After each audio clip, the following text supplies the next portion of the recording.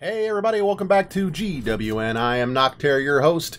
I am doing my end of spring base extravaganza. That's right, we're going to look at a whole bunch of different bases here, starting off with this beautiful Town Hall 12 Home Village that I'm running. How about that? I've got this up running right now on both my KVN as well as my Noctair game.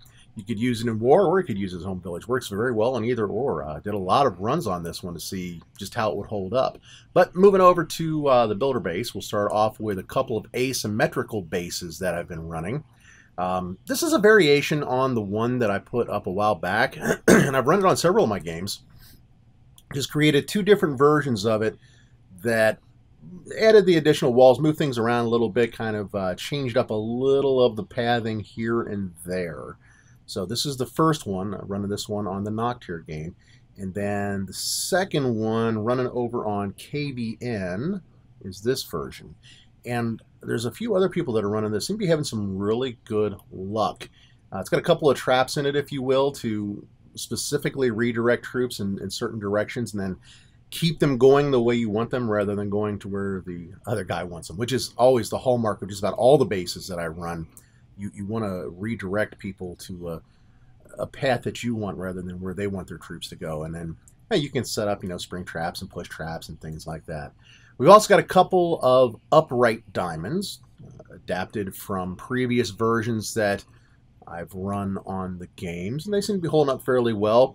In any case, with these bases, they're all kind of a mixed match. Sometimes you'll end up getting great results for a long time, and then it'll just go straight downhill and it goes into the tank. And that's when you need to switch it up, move over to another base. And that's why I keep so many of these bases running across my games. I've always got 3 different bases I can choose from in an active set, but then also I've got different uprights that I can just move between the games. With this new copy layout feature, I can really do that. Here's the upright that I've got running over on the KVN game. Haven't been running this as much lately, so it's probably about time for me to cycle it in and start using it. After I don't run a base for maybe 2-3 weeks, it seems like the environment just becomes more friendly to it. I don't know why, but it works, so I like to switch them up periodically. And of course, if I start to get into a losing streak, I'll both stop for a few hours as well as switch the base out for something else. And that, wait a minute. Oh, it's another Town Hall 12 base. Okay. Well, this is a KVN base that could be used for war, could be used for the home village. Got the Town Hall 12 fully deployed down there. KVN game's got low walls, but that's all right. It's more for feeding our CCs than anything else. Although it does just fine in war. I think last war this one only got 1 star. It might have been 2 star, but I think it was only 1 star, which was pretty cool. Doing lots of upgrades on it too. So that's kind of the fun of the game. Back to the builder base. Here is a Sidewinder that I'm running on Herr Nacht. And with any of these bases, you can always change the orientation. Now, I've seen this particular base or versions of it that are planted up in the top corner of the game grid.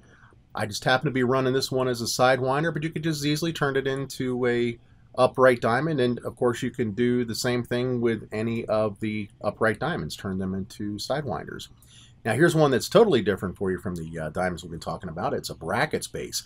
The brackets base has made quite a comeback at Builder Hall 8 with the additional walls, and it's actually been fairly solid. It's been doing pretty good. Lots of different versions of it. This is one I just happen to like at the moment. You can close it off, you can move them in, you can move walls out. A lot of different things you can do, but it does kind of screw up some people's games. So definitely a good base to run. And then finally, here is the one I am currently running on Noctair. And this base, I'll be honest, I don't know why it works so well, but it really does. I think it's not only the pathing, but also the positioning of some of the higher hit point structures.